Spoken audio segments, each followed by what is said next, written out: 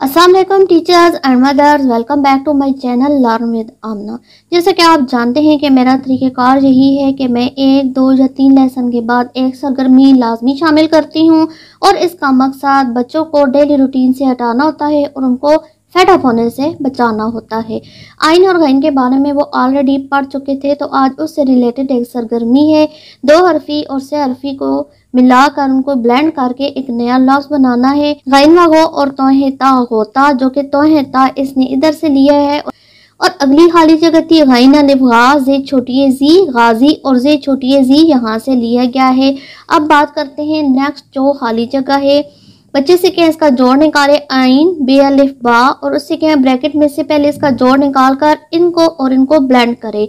Gym छोटी जी इबा जी। बच्चे से क्या ज़हन पे जोर डाले, कभी आपने ये लफ्ज सुना है इबाजी, तो सारी बात है ये बिल्कुल उसके लिए नया लफ्ज होगा। फिर उसे क्या है, अब इसको और इसको मिलाएं, आइन बे अलिफ बा दाल ते दत इबादत, लिहाजा हम दाल और ते को इधर लगा देंगे। बच्चे से कहेंगे आप इधर लगाएं दाल ते दत इबादत।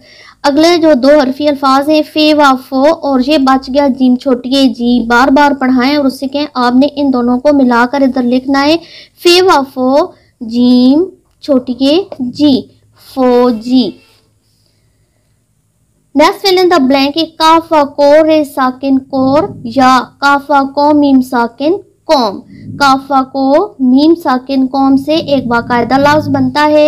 नेक्स्ट है काफ दाल कद, काफ दाल कद दाल मीम दम कदम, काफ दाल कद दाल रे दर कदर, दोनों से लफ्ज बन जाते हैं, लिहाजा हम दोनों बना देंगे कदर और फिर दोबारा डालेंगे काफ दाल कद दाल मीम दम कदम।